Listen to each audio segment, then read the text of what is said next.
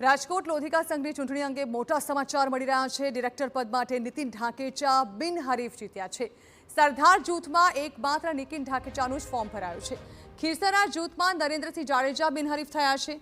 ખીરસરા જૂથમાં એકમાત્ર નરેન્દ્રસિંહ જાડેજાનું ફોર્મ જ ભરાયું છે અને બાકીના 13 ડિરેક્ટર પદ માટે જૂથમાં 2 થી લઈ અને 4 ફોર્મ ભરાયા છે।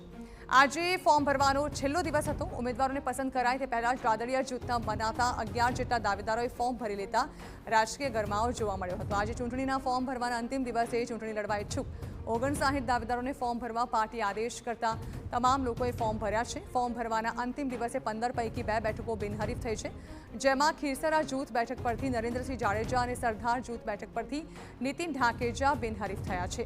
જો કે જિલ્લા ભાજપના પ્રમુખનું કહેવું છે કે અંતિમ નિર્ણય પાર્ટી કરશે। હાલ તમામ ઇચ્છુકોને ફોર્મ ભરવા આપ્યા છે।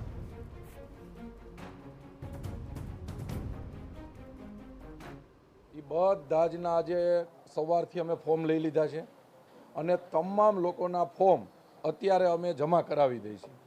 પછી પાર્ટીમાંથી આગળ જે કંઈ નિર્ણય થાય એટલા લોકો ફોર્મ રાખશે। બધા એકારે સંમતિ બતાવી છે એટલા લોકો ફોર્મ રાખશે, બાકીના લોકો ફોર્મ ખેંચી લેશે। એટલે અત્યારે જેની ઈચ્છા હોય એ બધાને અમે ફોર્મ ભરવાની છૂટ આપી છે।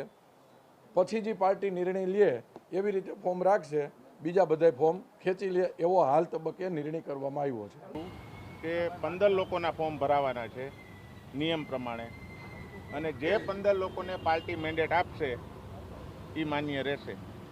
એમાં અરવિંદભાઈનું મેન્ડેટ ન આવે તો અરવિંદભાઈ પાર્ટી સાથે રહેશે।